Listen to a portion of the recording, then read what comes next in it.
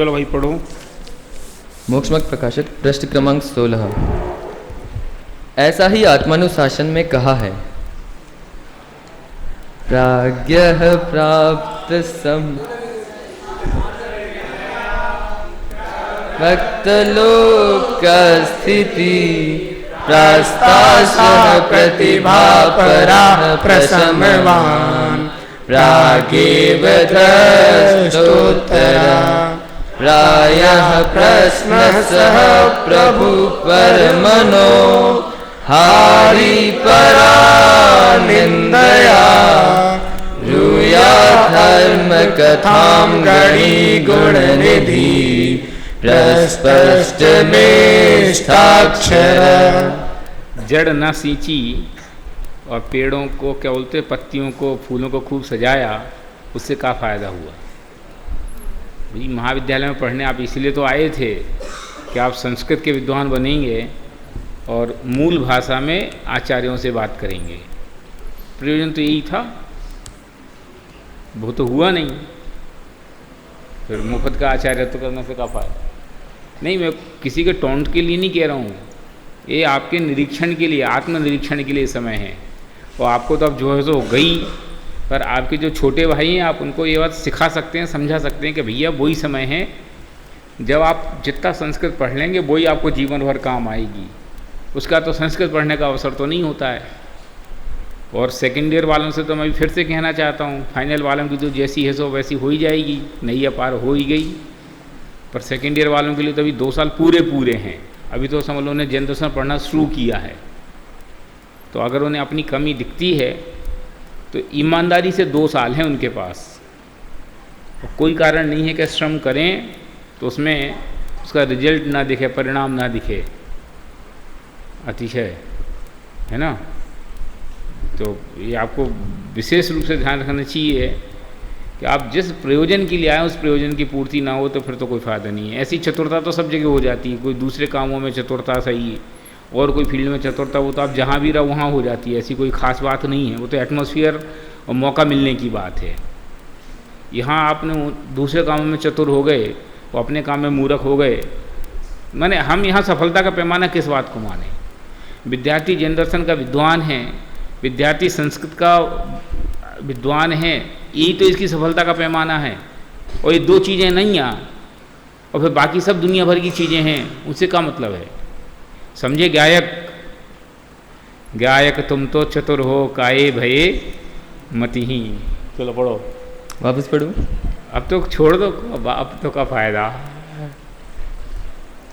अर्थ, जो बुद्धिमान हो, जिसने समस्त शास्त्रों का रहस्य प्राप्त किया हो, लोक मर्यादा जिसके प्रकट हुई हो, आशा जिसके अस्त हो गई हो, कांतिमान हो, उपशमी हो, प्रश्न करने से पहले ही जिसने उत्तर देखा हो, बाहुल्यता से प्रश्नों को सहने वाला हो, प्रभु हो, पर की तथा पर के द्वारा अपनी निंदा रहित पने से पर के मन को हरने वाला हो, गुण निधान हो, स्पष्ट मिष्ट जिसके वचन हो, ऐसा सभा का नायक धर्म कथा कहे। अगर आप थोड़ा सा जल्दी पढ़ने की विशेषता रखते हो तो आप 1 पेज पीछे पलटेंगे तो 1.5 पेज में टोडरमल जी साहब ने जो बात कही है वो इन 4 लाइनों में पूरी आ गई। ठीक है, आत्मानुशासन के श्लोक में जो लक्षण कहे गए हैं उन सबका विस्तार पीछे अपन पढ़ चुके हैं। ठीक है, चलो। पुनश्च वक्ता का विशेष लक्षण ऐसा है कि देखो, अभी ऊपर तो थी सामान्य वक्ता की बात, अब विशेष वक्ता क्या, माने वक्ताओं में भी बढ़िया वक्ता, उनके लक्षण की बात करते हैं। पुनश्च वक्ता का विशेष लक्षण ऐसा है कि यदि उसके व्याकरण, न्यायादिक तथा बड़े बड़े जैन शास्त्रों का विशेष ज्ञान हो तो विशेष रूप से उसको वक्तापना शोभित हो। पुनश्च ऐसा भी हो, परंतु अध्यात्म रस द्वारा यथार्थ अपने स्वरूप का अनुभव जिसको न हुआ हो, वह जन धर्म का मर्म नहीं जानता, पद्धति ही से वक्ता होता है। अध्यात्म रस में सच्चे जन धर्म का स्वरूप उसके द्वारा कैसे प्रकट किया जाए, इसलिए आत्मज्ञानी हो तो सच्चा वक्तापना होता है। क्योंकि प्रवचन सार में ऐसा कहा है कि आगम ज्ञान, तत्वार्थ श्रद्धान, संयम भाव, यह तीनों आत्मज्ञान से शून्य कार्यकारी नहीं है। पुनश्च दोहा पहुड़ में ऐसा कहा है, पंडीय पंडीय पंडीय कर्ण छोड़ी वितुष कंडिया पयर्थम तुट्टोसी परमत्थन जाणई मूढ़ोसी। अर्थ, हे पांडे, हे पांडे, है पांडे, तू कर्ण को छोड़कर तुस ही कूट रहा है। तू अर्थ और शब्द में संतुष्ट है, परमार्थ नहीं जानता, इसलिए मूर्ख ही है, ऐसा कहा है। तथा 14 विद्याओं में भी पहले अध्यात्म विद्या प्रधान है, इसलिए जो अध्यात्म रस का रसिया वक्ता है उसे जिन धर्म के रहस्य का वक्ता जानना। पुनश्च जो बुद्धि रिद्धि के धारक हैं तथा अवधि मनपर्य केवल ज्ञान के धनी वक्ता हैं, उन्हें महान वक्ता जानना, ऐसे वक्ताओं के विशेष गुण जानना। सो इन विशेष गुणों के धारी वक्ता का संयोग मिले तो बहुत भला है ही, और न मिले तो श्रद्धानादिक गुणों के धारी वक्ताओं के मुख से ही शास्त्र सुनना। इस प्रकार के गुणों के धारक मुनि अथवा श्रावक, उनके मुख से तो शास्त्र सुनना योग्य है, और पद्धति बुद्धि से अथवा शास्त्र सुनने के लोभ से श्रद्धानादि गुण रहित पापी पुरुषों के मुख से शास्त्र सुनना उचित नहीं है। कहा है कि तम जिण आन परेण धम्मो सोयभ्य सुगुरुपासम्मि। एक सेकंड रुको, नीचे की लाइन पढ़ो। अह उचि ओ सद्धाओ तस्व ए सस्य कह गाओ। अर्थ, जो जन आज्ञा मानने में सावधान है उसे निर्ग्रंथ सुगुरु ही के निकट धर्म सुनना योग्य है, अथवा उन सुगुरु ही के उपदेश को कहने वाला उचित श्रद्धानी श्रावक उससे धर्म सुनना योग्य है। ऐसा जो वक्ता धर्म बुद्धि से उपदेश दाता हो वही अपना तथा अन्य जीवों का भला करे, और जो कषाय बुद्धि से उपदेश दाता है वह अपना तथा अन्य जीवों का बुरा करता है, ऐसा जानना। इस प्रकार वक्ता का स्वरूप कहा। अब ये जो कषाय बुद्धि से उपदेश की बात है, तो जब कषाय बुद्धि के उपदेश की बात आती तो हमारे चित्त में केवल क्रोध कषाय ही दिखाई देती है, कि कषाय बुद्धि माने क्रोध कषाय से ही उपदेश देता हो, कि बहुत चिल्लाता हो, गुस्सा। ऐसा नहीं, बहुत मीठा बोलता हो, बहुत मधुर हो, तो कषाय कोई एक ही प्रकार की थोड़ी है।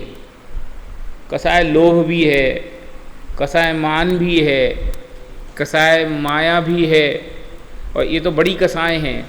तो छोटी कषाय फिर यश की कामना है, मैं जगत प्रसिद्ध हो जाऊं, जगत पूज्य हो जाऊं, ये भी तो कषाय है ना। तो ये जो कषाय के परिणाम से जो उपदेश दे, वे वक्ता ठीक नहीं है, उनके माध्यम से सुनना भी ठीक नहीं है। दो लक्षण कहे, या तो आत्मज्ञानी हो, और आत्मज्ञानी ना हो तो कम से कम जैन धर्म के श्रद्धानी तो पक्के हों। इनके माध्यम से हमें तत्व सुनना चाहिए। चलो आगे। अर्थ, जो जनाज्ञा मानने, श्रोता का स्वरूप। अब श्रोता का स्वरूप कहते हैं, भली होनार है इसलिए जिस जीव को ऐसा विचार आता है कि मैं कौन हूँ, मेरा क्या स्वरूप है, यह चरित्र कैसे बन रहा है, यह मेरे भाव होते हैं, उनका क्या फल लगेगा। जीव दुखी हो रहा है, सो दुख दूर होने का क्या उपाय है।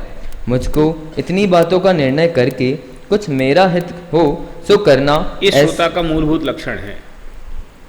ये जो है ना 4-5 प्रश्न, इन प्रश्नों के जवाब के लिए जीव श्रोता हुआ है। इसके लिए वो मार्ग को ढूंढने की कोशिश करता है कि भली होनहार है, इसलिए जिस जीव को ऐसा विचार आता है कि मैं कौन हूँ, उसके बिना विचार ही नहीं आता। इसको मैं ऐसे भी कहता हूँ कि भली होनहार है, इसलिए जैन शास्त्रों को पढ़ने की बुद्धि हुई है।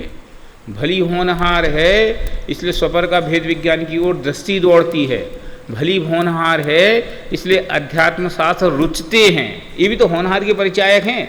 क्यों? सुनने को तो कितने आदमियों को मौका मिलता है, कितने आदमी चाहें तो मौका ले सकते हैं, लेकिन हर आदमी को मौका मिल जाए ये जरूरी नहीं, और मौका मिल जाए तो हर आदमी उस मौके का लाभ उठा ले, ये कोई ज़रूरी नहीं। तो ये भली होनहार भवितव्य अच्छा देखा गया है कि क्रमबद्ध में हमारा भवितव्य अच्छा देखा गया है, इसलिए मुझे ऐसे विचार आ रहे हैं। क्यों? क्योंकि ऐसी थोड़ी कि एक ही दिन में सब काम हो जाता है। सम्यक दर्शन तो भले एक समय में ही होता है, लेकिन वो एक समय कब आता है कि मारीच से महावीर बनने में इतना समय लग गया। काम तो वो जब ही हुआ था जब शेर की पर्याय में खड़ा हुआ था, लेकिन उसके पहले कितनी तैयारी हुई होगी। ऐसा थोड़ी कि ओवरनाइट सब काम हो गया। तो भली होनहार है इसलिए ऐसा विचार आता है। तो हमारे चित्त में कभी ऐसी शिथिलता है ना, तो मैं तो आपको ऐसा भी कहता हूँ कि प्रकारांतर से अच्छा है कि हमें लौकिक विषयों के लिए इतनी अनुकूलताएं नहीं मिली, चाहे आर्थिक दृष्टि से कहो चाहे बुद्धि की दृष्टि से कहो, कि हम इतने संपन्न नहीं हुए कि हमारे पास सुख के साधन भरपूर हों, हम उलझते उनमें, अथवा हमारे पास ऐसी बुद्धि नहीं है कि हम उस लाइन में जाते या जाने की सोचते कदाचित। अब तो खैर माहौल ही बदल गया, अब तो ऐसा हो गया कि अच्छी बुद्धि वाले बच्चे बेइधर पढ़ने के लिए तैयार होने लग गए। लेकिन एक समय तो ऐसा माहौल था ना कि टॉप क्लास तो यहाँ आ ही नहीं रहा। तो मैं कहता हूँ वो नहीं हुई बुद्धि तो कितना अच्छा हुआ।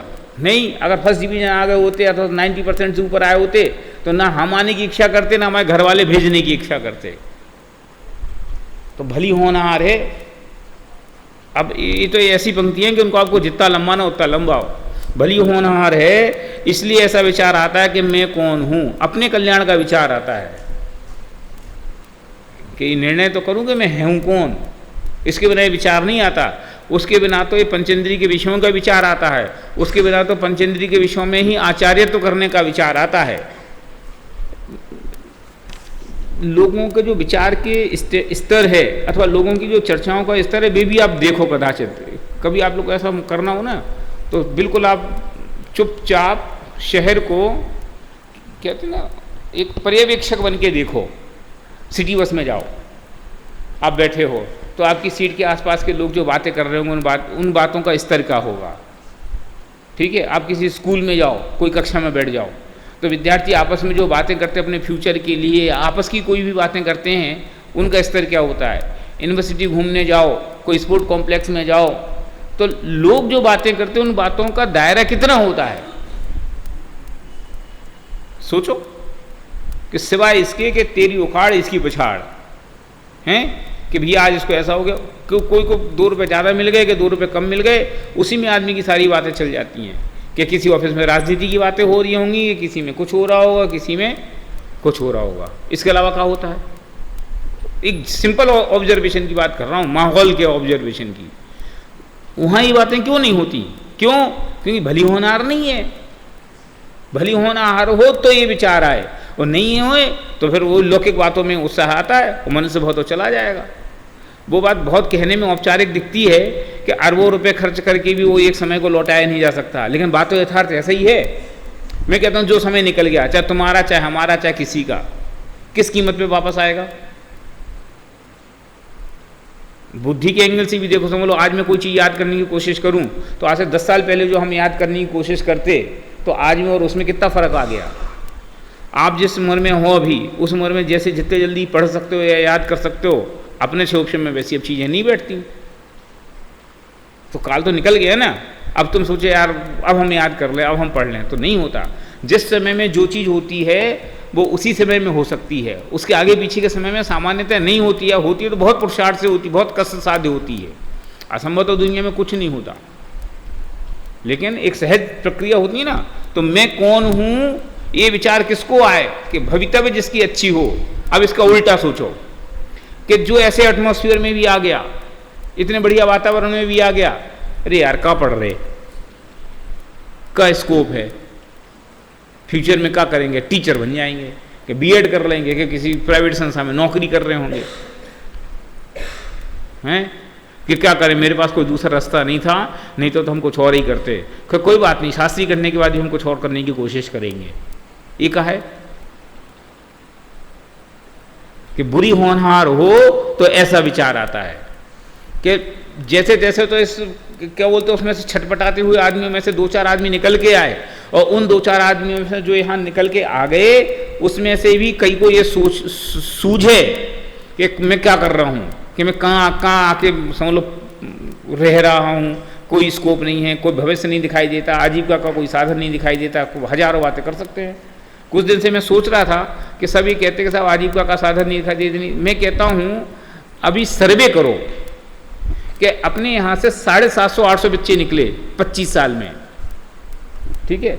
अब SMS मेडिकल कॉलेज और जो मालवीय नगर इंजीनियरिंग कॉलेज है उससे 25 साल में कितने बच्चे निकले, ठीक है। और वहाँ 25 साल में जितने बच्चे निकले उसमें से आज वेल नोन बच्चे कितने हैं, समझ लो। आज जो टॉप क्लास के डॉक्टर बन गए कि जिनका किलोमीटर की लाइन लगती है, कि टॉप के इंजीनियर बन गए कि जो समझ लो 10-10 लाख रुपए लेकर के घंटों के हिसाब से कंसल्टेंसी करते हैं। ऐसे कितने लोग हैं ये विचार करो। और अपने में ये बात सर्वे करो कि अपने आज 700 बच्चे निकल गए तो उसमें से टॉप क्लास के बच्चे कितने हैं, टॉप लेवल के बच्चे कितने हैं। मैं कहता हूं कि अपने में सर्वे करोगे 50% से ज़्यादा लोग आपको टॉप क्लास लेवल पे मिलेंगे। अपने शुरू के 5 साल छोड़ दो, अभी समझ लो जो अभी निकले जो स्ट्रगल पीरियड में है। अब उसके बाद के पीछे के बच्चे आज मैं देखता हूं तो एवरेज लोगों के अपने घर हैं। भाई लौकिक उन्नति की बात कर रहा हूं मैं, आध्यात्मिक उन्नति की बात अभी नहीं कर रहा हूं कि सबके अपने घर हैं, कहीं सबके पास अपने समझ लो आजीविका का पर्याप्त साधन है। उन्हें किसी का क्यों बैकग्राउंड जिसके जैसे तो उसके हिसाब से बात करना उस एंगल से। सबके पास आजीविका के अपने पर्याप्त साधन है, सबके पास लौकिक संपन्नता जिसे कहते हैं, ऐसी सब सुविधाएं सबके पास दिखाई देती हैं बहुभाग लोगों के पास। तो काय चीज में कमी है बताओ। जबकि उसमें से ढेरों डॉक्टर ऐसे हैं जो 10,000, 15,000, 25,000 की नौकरी के लिए कदाचित तरस रहे होंगे, प्राइवेट सर्विस भी कर रहे होंगे तो चलती नहीं होगी। ढेरों ऐसे इंजीनियर आपको मिल जाएंगे कि जिनको आज कहीं कुछ नहीं मिल रहा और भी अपने किराने की। मैं अभी कहाँ द्रोणगिरी कहाँ गया था, हाँ गया कहीं गया था द्रोणगिरी, तो वहीं एक मेरे मित्र मिले कि क्या किया कि इंजीनियरिंग करी। तो अब क्या कर रहे कि 3 साल तो हो गए मैं सिविल सर्विसेज की तैयारी कर रहा था, अभी तो कुछ हुआ नहीं है। अब अपने मेरे उसकी दुकान है राशन की, गल्ले की, उसको सेटअप करने की कोशिश कर रहा हूँ। तो इंजीनियरिंग काय के लिए करी थी। ऐसे ढेरों कहा उदाहरण आपको देखोगे ना। मैं इस बात के लिए कह रहा हूँ कि जो हमारे तुम्हारे एटमॉस्फेयर में कई बार होता है ना, और खास करके जो होता क्या है कि हमारे संपर्क में कौन से बच्चे आते हैं, हमारे संपर्क में वही बच्चे आते हैं जो स्ट्रगल करते हैं। भाई तुमसे 2 साल पीछे या 2 साल आगे के बच्चे तो तुम्हारे टच में आते हैं, पीछे के बच्चे तो टच में आते नहीं जो सेट हो चुके हैं। तो जो स्ट्रगल करने वाले बच्चे आते हैं तो उनसे आप सुन करके तुम्हें लगता है ये क्या हो गया।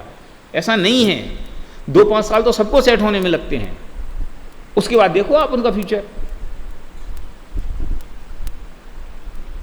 खैर, लेकिन मैं तो उल्टी बात कह रहा हूं कि इस माहौल में आने के बाद भी जो इस बात के लिए विचार करे, क्यों आखिरकार फिर वो क्रमबद्ध पर्याय कहां गई। कोई कितनी मेहनत कर ले भवितव्य के अनुसार होगा कि उससे विरुद्ध होगा। तुम्हारी जो योग्यता है और तुम्हें जो भवितव्य में मिलना है, तुम कितना पुरुषार्थ करोगे उससे तुम्हें इतना भी अंश मात्र भी ज्यादा मिल जाए, और कुछ प्रयत्न नहीं करो तो भी यथायोग्य तो होना ही है ना। और उसके योग्य जो होना है वो अपने आप स्वकाल में होगा ही होगा, नियम से होगा। उसको ना इंद्र टाल सकते ना जिनेंद्र टाल सकते। हम इस एटमॉस्फेयर में आने के बावजूद भी रात दिन इसी चिंता में मरे जाएं तो फिर क्या फायदा है। इसका नाम है भूली होनहार हो जिनकी, उनको ऐसा विचार आता है। अब दादा ने तो इस पूरे प्रकरण पे वो पूरी इन भावों का फल क्या हो है ना, इन भावों का फल क्या होगा, किताब लिख दी। अब कितना विस्तार करोगे बोलो। मैं कहता हूं मैंने एक पंक्ति को आप कितना विस्तार कर सकते हो। दादा ने तो एक इस पे लिखी, मैं कौन हूं पे एक दूसरी किताब लिख दी गई। ऐसी आप दूसरी पंक्ति पे मेरा क्या स्वरूप है इस पे चाहो तो आप एक किताब आप लिख दो। विचारों की कमी थोड़ी है, बस आप उसको विचार करो गहराई से। जितना आपका चिंतन डेवलप होगा उतना आपको उसमें से प्रमेय मिलता जाएगा। इस श्रोता की वो है क्वालिफिकेशन।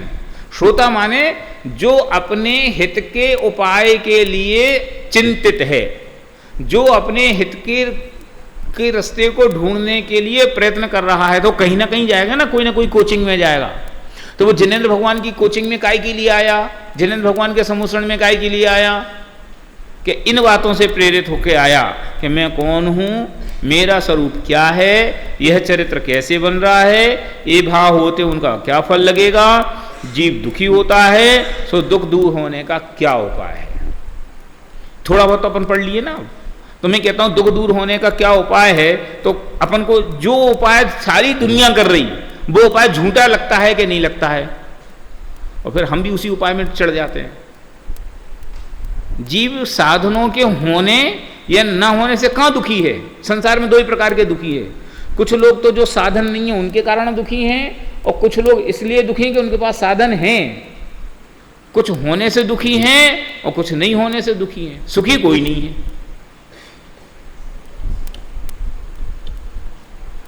है ना। कितनी आप जिसको भरपूर सुखी समझते हो, बड़े से बड़े आदमी को, उससे भी आप दिल की बात पूछो तसल्ली से कि भाई अब तो आप फुल स्टॉप, अरे भाई साहब वो एक लंबी लिस्ट गिना देगा कि कोई तन दुखी, कोई मन दुखी, कोई धन दुखी। कौन सुखी है मुझे बताओ। और कुछ भी हो, सब तन भी अच्छा, मन भी अच्छा, धन भी अच्छा, सब कुछ अच्छा हो तो इच्छाएं खत्म नहीं होती, ठीक है ना। तो दुख दूर कैसे हो, ये उपाय ढूंढने के लिए हम सर्वज्ञ भगवान से पूछने आए। तो वे कहते तुम दुखी होगा मूर्ख चंद। जवाब तो ये मिलना है कि कोई जीव दुखी नहीं है। कि दुखी काहे बात से है कि अपना स्वरूप भूल गया है इसलिए दुखी है। कि सुख तो स्वरूप है, सुख तो स्वभाव है, तो फिर दुखी क्यों है? कि कौन ने कहा दुख है? हमें तो दुख नहीं दिखाई देता। फिर तू अपने आप को दुखी क्यों महसूस करता है? महसूस करता है इसलिए दिखाई देता है कि अंधेरे में छोटे से बच्चे को वहां भूत दिखाई देता है। लाइट बंद होए और छोटे बच्चे से कहो कि जाओ, तो नहीं भूत है। अब भूत है कि नहीं है? कि छोटे बच्चे को दिखाई देता है, बड़े बच्चे को नहीं दिखाई देता। ऐसे ही है ना। तो ऐसे ही विषयों में सुख दिखाई देता है और सर्वज्ञ कहते हैं कि वहां कोई सुख है ही नहीं। संयोगों के होने या न होने में सुख दुख दिखाई देता है, सर्वज्ञ कहते हैं संयोगों का सुखी दुखी होने से कोई लेना देना नहीं है। वस्तु का स्वरूप कहता है कि तुम्हें सुखी दुखी होने के लिए परद्रव्य की अंशमात्र जरूरत ही नहीं है, और यह जीव सुखी होने के लिए सराय परद्रव्य की उठा पटक के कुछ करता ही नहीं है, उसका विकल्प इससे बाहर जाता ही नहीं है। तो दुख हो रहा है, दुख दूर करने का क्या उपाय है, इतनी बातों का निर्णय करके उद्यमवंत हुआ है। मैंने ईमानदारी से उसने अपने प्रश्न नक्की करके कि भैया आज तो मैं समोसरण में जाकर इनका रिप्लाई लेके आऊंगा कि महाराज हम दुखी हैं, इस दुखी होने के दुख निवारण का उपाय बताओ। ये उसकी क्वेश्चन लिस्ट है। इस उत्सुकता के साथ ये जिनवाणी सुनने आया है। ये श्रोता का लक्षण है कि अपन काय के लिए आए हैं कि क्या करें, मोक्षण प्रकाशक की कक्षा है ना, और 70% नंबर नहीं आएंगे तो आप हमसे दोबारा एग्जाम लेओगे, है ना। कि ये श्रोता का लक्षण नहीं है। श्रोता का लक्षण ये है कि अपने स्वरूप का अन्वेषण करने, दुख को दूर करने, सुख का मार्ग तलाशने के लिए वो आया है। चलो भैया, हाँ। चरित्र माने परिणाम। चरित्र माने कोई सम्यक दर्शन ज्ञान चारित्र वाले चरित्र की बात नहीं है। चरित्र माने दैनिक परिणाम, इसका नाम चरित्र।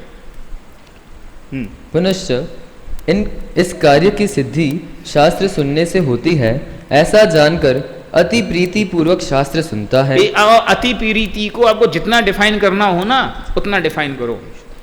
देखो, अति प्रीति के 2-4 उदाहरण मैं आपको पेश करने की कोशिश करता हूं कि अति प्रीति क्या कहलाती है। कि तुम्हें कलेक्टर बनना था, ठीक है, और तुम बहुत प्रयत्न करके कोई कोचिंग में एडमिशन लेने की कोशिश कर रहे थे और कोचिंग में एडमिशन नहीं हो रहा था। उसके डायरेक्टर तुम्हें मिलने की एक समझ लो समय ही नहीं दे रहे थे। जैसे तैसे उनने समय दिया कि आज से 3 दिन बाद 2:30 से 3 बजे के बीच में आप हमारे ऑफिस आ जाना। तो अब 3 दिन बाद तुम्हें उनके ऑफिस में मिलना है, तो 3 दिन तक तुम्हारे चित्त में क्या है? मिलना तो छोड़ दो, मैं कहता हूँ चलो तुम्हारा सिलेक्शन हो गया और इंटरव्यू है और इंटरव्यू की डेट आ गई। अब जब तक इंटरव्यू नहीं हुआ तो तुम्हारे चित्त में क्या है? इसके अलावा और कुछ है? चलो कोई बात नहीं, इंटरव्यू जिस दिन है उसके 10 दिन पहले तुम्हारे घर में शादी आ गई, क्या करोगे? बोलो यार, सगे भाई की शादी है, चलो कोई बात नहीं, कोई प्रिय की मौत हो गई, वियोग हो गया। अब मैं अति प्रीति को डिफाइन करने की कोशिश कर रहा हूं कि कोई बात नहीं, अभी शादी नहीं, अगली बार मिल लेंगे, उसमें तो क्या, भाभी से तो मिलना है, बाद में मिल आएंगे, मर गए तो क्या, मरे तो गई हैं, ये मौका क्यों चूको। ये कई लक्ष्य दिखाई देता है उसको। इसका नाम है अति प्रीति पूर्वक उद्यमवंत होता है। और जिस दिन इंटरव्यू है, इंटरव्यू है 2:30 बजे, घर से कितने बजे निकलता है? हैं? 1 बजे। क्यों भैया? 10 मिनट का तो रास्ता नहीं है, वहाँ बैठा रहूँगा, रिस्क नहीं लेनी है। और उसके लिए कितनी कितनी चीज़ों की चेष्टा करता है कि ड्रेस सेंस कैसा होना चाहिए, जूते की नोट कैसी बंदी होनी चाहिए, कितनी कितनी माइक्रो लेवल की चीज़ों की डिस्कस तैयारी, कितनी कितनी चीज़ों को वो अलर्ट नहीं करता। बोलो ये क्या है? इसका नाम है अति प्रीति पूर्वक। माने जिस काम में उसको अपना हित ख्याल में आता है, जिस काम में उसको दिखाई देता है इससे मेरा भविष्य, इससे मेरा कैरियर जुड़ा हुआ है, उस काम के लिए सावधानी बाय डिफॉल्ट होती है, सहज। वो सिखाना नहीं पड़ता उसको। फिर उसकी अम्मा फोन करके नहीं बताती कि बेटा इंटरव्यू है, सो मत जाना, जल्दी उठ जाना। बोलो जिस दिन अगले दिन सवेरे इंटरव्यू कोई का दिन में 2 बजे है और वो रूटीन में अगर वो 8 बजे सो के उठता हो तो उस दिन कितने बजे उठेगा? 8:30। नींद ही नहीं आएगी, समझे? इसका नाम है अति प्रीति पूर्वक। अच्छा दूसरे गांव से आना हो तो उसी दिन सवेरे ट्रेन आती हो तो उसी दिन सवेरे चल के आ जाए तो क्या दिक्कत है? नहीं। होटल का पैसा खर्च करेगा, धर्मशाला में रहने की कोशिश करेगा, एक दिन पहले पहुंचना। क्यों? सेम डे में पता नहीं क्या रिस्क हो जाए। कितने विचार करता है क्या नहीं करता है? इसका नाम है अति प्रीति पूर्वक उद्यमवंत होता है। ये ऐसी तो हजारों चीजों पे लगा सकते हो। जिन चीजों में तुम्हें इच्छा है, जिन चीजों में तुम्हें, मैं अब इसको उल्टा वो ऐसा कहता हूं कि जिस लड़के को ग्रुप शिविर लगाना है, ठीक है, अब वो ग्रुप शिविर लगाने की उसको परमिशन चाहिए, तो मैनेजमेंट उसको जितने नेगेटिव बताता है वो उसके कितने रास्ते बताता है कि नहीं साहब लड़कों की पढ़ाई, नहीं भाई साहब एक्स्ट्रा मेहनत कर लेंगे, नहीं अभी तो सीजन नहीं, कोई बात नहीं 10 बच्चे आएंगे तो अभी। वो जितनी नेगेटिव बताता है वो उसके उसने पॉजिटिव बताता है। तुम्हें विदाई समारोह करना है और डेट सेट नहीं हो रही तो बोलो कि नहीं साहब इस कीमत, हाँ साहब बिल्कुल मंजूर, नहीं इस कीमत पे बिल्कुल मंजूर, नहीं इस कीमत पे बिल्कुल मंजूर। ये क्या है? अति प्रीति पूर्वक उद्यमवंत होता है। मैं कहता हूं अति प्रीति पूर्वक को आप जितना सोचो उतना डिफाइन कर सको। हजारों उदाहरण आपको ख्याल में आएंगे। ऐसे ही कि श्रोता है ना, अपने कल्याण के लिए यहां आया है, उसे अपने प्रश्नों का जवाब चाहिए, तो वो समूह शरण में, वो रंगशाला में नहीं रुक गया, वो समूह शरण में वो कंचे खेलने नहीं रुक गया कि सीधा स्ट्रेट गंधकुटी पे पहुंचेगा। कि क्यों? अति प्रीति पूर्वक उद्यमवंत होता है। कि नहीं इनकी तो क्या 3 घड़ी, कितने घड़ी घिरती है समूह शरण में? 4 घड़ी।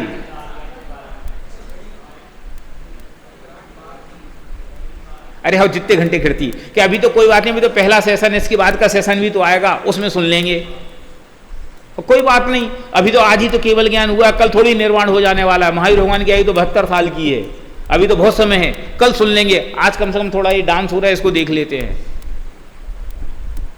मैं अति प्रीतिपूर्वक को डिफाइन करने की कोशिश कर रहा हूं कि क्या? एक लक्ष्य कि डांस हो रहा है उसको दिखाई नहीं देता, उसको तो वो भगवान की दिव्यध्वनि दिखाई देती है, उसको तो भगवान का समोषण दिखाई देता है। उसके अलावा वो समोषण में कोई रंग राग का व्यापार है, वो उसके ज्ञान का गेय भी नहीं बनता। ज्ञान का गेय तो बनता है, लेकिन कहने में ऐसे ही आता है कि उसके ज्ञान का गेय नहीं, क्योंकि उपयोग को उधर लंबाता नहीं है, उधर उपयोग को भटकाता नहीं है। जिस बच्चे का वरिष्ठ में का पेपर हो, उसको मेरिट में आने की उम्मीद हो, तो बोलो उसी दिन शाम को बाहुबली 2 आई हो, और क्या करेगा? और बगल के लड़का मोबाइल पे देख रहा हो, क्या करेगा? कि या तो वो भग जाएगा या वो उसको भगा देगा कि भैया कल बात करना, आज नहीं। ये इसका नाम है अति प्रीति पूर्वक उद्यम। अब इसी को उल्टा समझ लो कि बाहुबली 2 आई हो और हम कितने रास्ता बंद करें कि आप ना देखो। इसका नाम है अति प्रीति पूर्वक उद्यमवंत होता है। समझिए ना कि हमें तो टिकट मिलती नहीं है, लड़कों को पता नहीं कहां से टिकट मिल जाती है। और गजब की बात है कि 300 रुपये की टिकट उन्हें पेटीएम के थ्रू 100 रुपये विधियां भी हमें बताते हैं। इसका नाम है अति प्रीति पूर्वक उद्यमवंत होता है। मैं इसको डिफाइन करने की कोशिश कर रहा हूं। जिस चीज में रस होता है ना, जिस चीज में उपयोग होता है। हमारे जमाने में यहाँ क्रिकेट मैच हुआ था और ऐसी टिकटें मिल रही थी, हम तो नहीं गए, हमारे लड़कों को बड़ा रस, गए और फिर टिकटें इतनी बिक गई कि वहां इतनी भीड़ हुई कि वे डंडे खा के आए, तो भी यार स्टेडियम तक गए थे यार। और गजब की बात, एक बार डंडे खा के आ गए, नहीं माने, कोई बात नहीं, लंच के बाद सेकंड उस इनिंग में देखेंगे। तो कई लड़के तो क्या गए कि लोग जो लौट के आ रहे थे उनकी टिकट लेके घुस गए।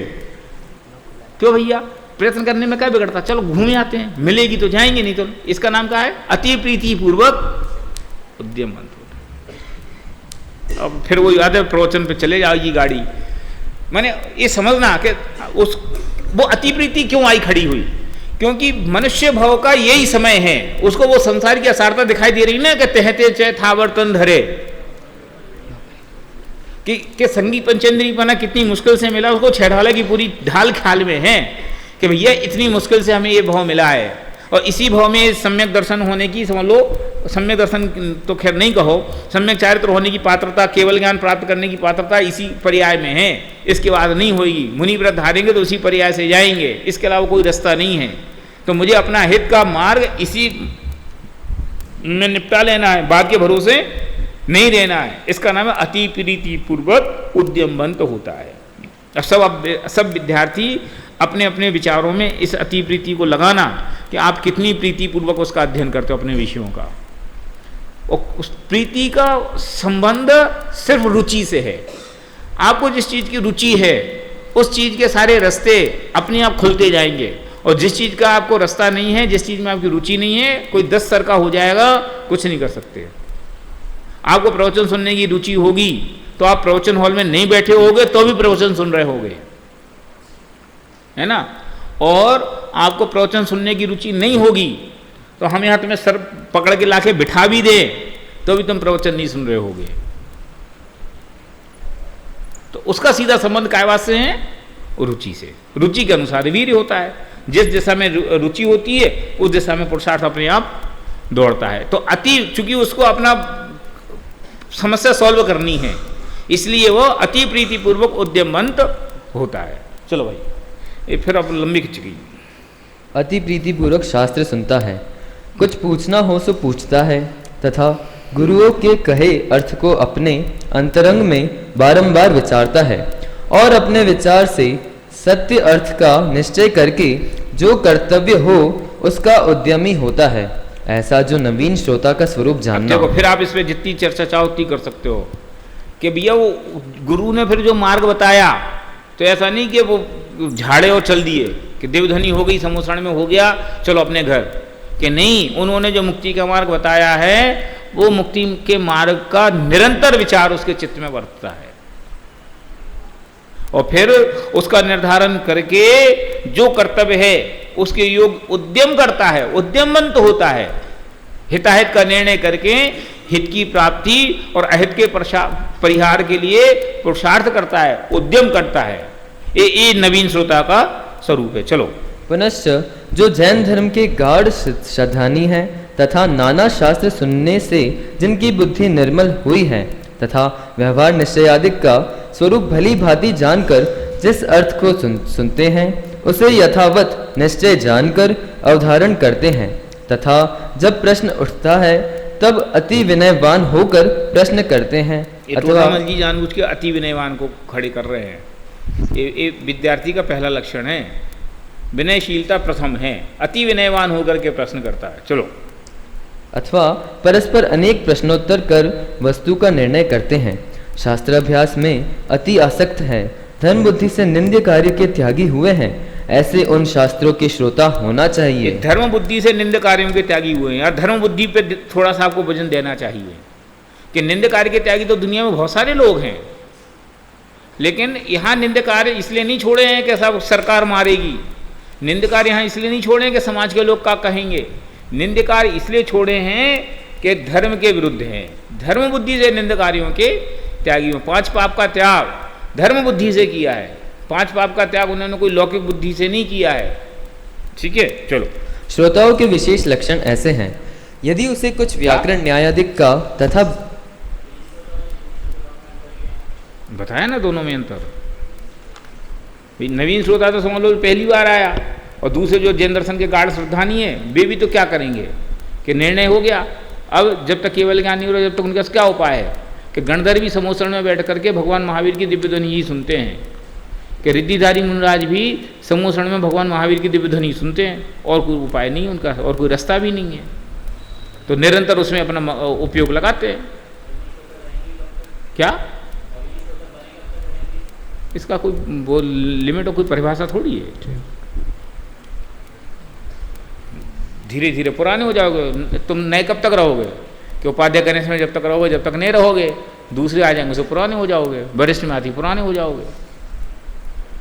और फिर भी नए पुराने का मेल तो चलता ही रहेगा, सीनियर जूनियर तो सदा काल बने रहेंगे। चलो, श्रोताओं के विशेष लक्षण माने उसका कोई पैमाना नहीं है कि किसको नवीन कहना है किसको पुरातन। नवीन माने फर्स्ट हैंड। चलो, श्रोताओं के विशेष लक्षण ऐसे हैं। यदि उसे कुछ व्याकरण न्यायाधिक का तथा बड़े जैन शास्त्रों का ज्ञान हो तो श्रोतापना विशेष शोभा देता है, तथा ऐसा भी श्रोता हो किंतु उसे आत्मज्ञान न हुआ हो तो उपदेश का मर्म नहीं समझ सके। इसलिए जो आत्मज्ञान द्वारा स्वरूप का आस्वादी हुआ है वह जिन धर्म के रहस्य का श्रोता है, तथा जो अतिशयवंत बुद्धि से अथवा अवधि मनःपर्यय से संयुक्त हो तो उसे महान श्रोता जानना। ऐसे श्रोताओं के विशेष गुण हैं, ऐसे जिन शास्त्रों के श्रोता होना चाहिए। अब देखो एक थोड़ा सा एक नया प्रकरण टोडरमल जी खड़ा करते हैं, बोलो। पुनश्च शास्त्र सुनने से हमारा भला होगा, ऐसी बुद्धि से जो शास्त्र सुनते हैं परंतु ज्ञान की मंदता से विशेष समझ नहीं पाते, उनको पुण्यबंध होता है, विशेष कार्य सिद्ध नहीं होता। तथा जो कुल प्रवृत्ति से अथवा पद्धति बुद्धि से अथवा सहज योग बनने से शास्त्र सुनते हैं अथवा सुनते हो तो हैं परंतु कुछ अवधारण नहीं करते, उनके परिणाम अनुसार कदाचित पुण्यबंध होता है, कदाचित पापबंध होता है। तथा जो मद मत्सर भाव से शास्त्र सुनते हैं अथवा तर्क करने का ही जिनका अभिप्राय है, तथा जो महंतता के हेतु अथवा किसी लोभाधिक प्रयोजन के हेतु से शास्त्र सुनते हैं, तथा जो शास्त्र तो सुनते हैं परंतु सुहाता नहीं है, ऐसे श्रोताओं को केवल पाप बंद ही होता है। अब देखो इनमें थोड़ा सा कैटेगराइज कर दिया कि कुछ लोग होते हैं ना कि भैया हमें समझ में नहीं आती, लेकिन हम तो ये जानते हैं कि केवली की वाणी है, हमें तो स्वीकार है। कहते भैया जिनेंद्र भगवान ने जो कही सो सर माथे, समझ में कुछ नहीं आती कि का करना का नहीं करना, का सही का गलत, हम इस बुद्धि में नहीं पड़ते। हम तो ये जानते हैं तुमने बोली सो बहुत बढ़िया बोली। तो इनको कुछ और नहीं तो कम से कम आस्तिक्यपने के कारण से अथवा मंद कसाय के कारण से इतना होता है कि पुण्यबंध होता है। शास्त्र के सुनने का कुछ लाभ नहीं है, क्योंकि शास्त्र के सुनने का लाभ पुण्य लाभ थोड़ी है। पुण्य लाभ के लिए तो और हजारों क्रियाएं हैं। शास्त्र सुनने का असली लाभ तो ज्ञान है। शास्त्र सुनने का असली लाभ तो अज्ञान निवृत्ति हानोपादान उपेक्षा है। तो वो तो होता नहीं है, क्यों? बुद्धि तो है नहीं। तो फिर कषाय मन होने से पुण्यबंध मात्र होता है। ऐसे बहुत सारे लोग खास करके महिलाओं में अथवा होते हैं ना जो जनरल व्यापारी अथवा दूसरे लोग जो 10 लक्ष वगैरह में ऐसे आ जाते हैं कि भैया अभी तो 10 दिन है तो अपना तो स्वाध्याय में आने का नियम है। तुमने क्या बोली, हमें कुछ लेना देना नहीं है। बुद्धि नहीं है या बुद्धि को समझने का पुरुषार्थ नहीं है। बुद्धि नहीं है तो कहना ठीक नहीं है, क्योंकि जब आपको दूसरे कामों की बुद्धि आती है तो इस काम की बुद्धि क्यों नहीं आएगी? अभ्यास से हर चीज़ सरल होती है, उसमें उनकी मतलब गति नहीं है, गति नहीं है, इसलिए बुद्धि नहीं आती। तो उनको कम से कम पुण्यबंध होता है। लेकिन अब कुछ लोग ऐसे हैं कि कैसे कि पद्धति बुद्धि से कुल प्रवृत्ति से, कुल प्रवृत्ति माने कि 5 साल जब तक टोडरमल में रहोगे तो दोनों टाइम अटेंडेंस होनी है। इसका नाम है कुल प्रवृत्ति, है ना कि भैया हमारे मंदिर में शास्त्र बसता है, हमारे बाप दादाओं ने मंदिर बनाया है, हम घर मंदिर के सामने रहते हैं, हम ही स्वाध्याय में नहीं जाएंगे तो फिर कौन जाएगा? इसका नाम कुल प्रवृत्ति। कभी महाविद्यालय के विद्यार्थी हैं, उनको रोज प्रवचन सुनना अनिवार्य है तो सुनना ही पड़ेगा, नहीं तो फिर रोज कोई ना कोई के सामने पेश होना पड़ेगा, भैया क्या बात है प्रवचन में क्यों नहीं आए? इसका नाम है कुल प्रवृत्ति। अथवा पद्धति बुद्धि से अथवा सहज योग बनने से शास्त्र सुनते हैं परंतु कुछ अवधारण नहीं करते, तो उनको भी कुछ फायदा नहीं होता। और परिणाम अनुसार कदाचित पुण्य बनता है, कदाचित पाप बनता है। जैसा परिणाम होएगा वैसा उन्हें पुण्य पाप बंधेगा। लेकिन जो मद मत्सर भाव से शास्त्र सुनते हों तर्क करने का ही जिनका अभिप्राय हो अथवा महंतता के हेतु या लोभाधिक प्रयोजन के हेतु से शास्त्र सुनते हैं, वे शास्त्र तो सुनते हैं परंतु सुहाता नहीं, ऐसे श्रोताओं को केवल पाप बंद होते। जो ड्यूटी पूरी करने आए, जो हम लोग पढ़ते थे तो उस समय सोनगढ़ से सुशीला बहन करके एक ब्रह्मचारी बहन थी, वो आती थी और वे पढ़ाती थी। और वे जब बच्चों का उपयोग भ्रष्ट होता था ना तो बहुत बढ़िया बात कहती थी कि तुम्हारा उपयोग रूम की तरफ गया अथवा कोई दूसरे काम की तरफ गया, तुम वो काम तो करके आ नहीं पा रहे, तो वो काम तो बिगड़ना है जिस काम पे तुम्हारा उपयोग गया। समझ लो तुम्हारा ये उपयोग गया कि यार हमने रूम का ताला नहीं लगाया है और जेब में आज ही मैंने बैंक से पैसे निकाले थे, खुला पड़ा है, टेबल पे रखा है अपना पर्स। तो अब वो तो जो होना वो तो हो गई, बचना होगा तो बचेंगे और नहीं बचना होगा तो यहाँ चिंता करने से तो कुछ होना नहीं। या तो जाके उसको ताला लगाया उठ के तो गया नहीं और पूरे समय वो तुक्का हुआ कि उधर से भी गया और इधर से भी गया, और बल्कि उल्टा हुआ कि इधर से उठ के उधर चला जाता तो कम से कम यहाँ और जो पाप बंधता वो नहीं बंधता और वो जो काम बनना था या बिगड़ना था वो जो होना था वो हो जाता। तो वहाँ भी गया और यहाँ से भी गया। तो क्या समझदारी है कि समझदारी ये है कि स्वाधीन सही या पराधीन सही, जिस काम में लग गए हो उस काम को ईमानदारी से पूरा करो, तो उसमें कुछ लेके उठोगे। अब जैसे मान लो मैं कहता हूँ आप शास्त्री में आ गए तो पढ़ना तो है ही,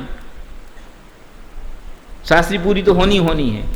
अब आप ईमानदारी से पढ़ोगे तो मेरिट होल्डर बन के निकलोगे, और ड्यूटी समझ के पढ़ोगे तो एवरेज स्टूडेंट बन के निकलोगे, और बिल्कुल रस नहीं लोगे तो ढोरचंद बन के निकलोगे,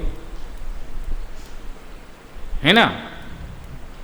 तो जो मत मत्सर भाव से सुनते हैं उनको ये नुकसान है कि वे बैठे भी माने समय भी गंवाया, उपयोग भी गंवाया और पाप मुफ्त में कमाया।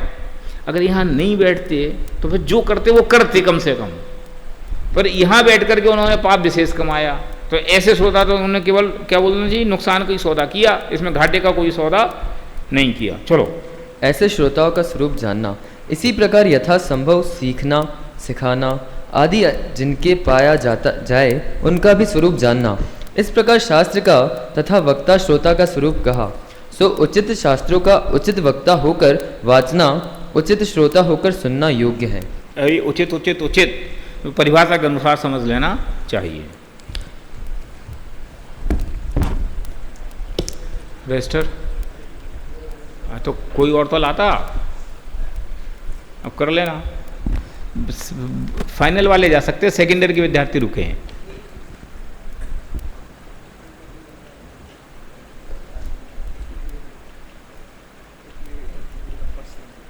तो पर्सनल तो बाद में कर लेना, इनसे करना है। मेरा आप सभी से एक विनम्र करबद्ध निवेदन है कि मेरी गोमट सार की और समय सार की कॉपी नहीं मिल रही है। मेरी स्थिति मतलब उन कॉपियों की स्थिति की विस्मृति मुझे हो गई है, इसलिए आप में से किसी को मिले तो फाइनल ईयर वाले बच्चे तो अपनी थैंक यू। क्योंकि उसकी कॉपी की कीमत तो वही जानता है जिसने उसको बनाई है। सेकेंड ईयर के बच्चे रुकना।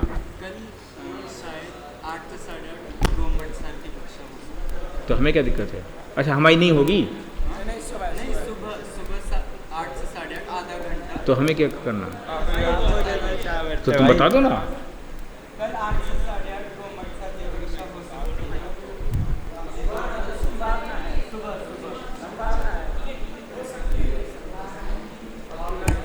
हाँ जाओ भैया।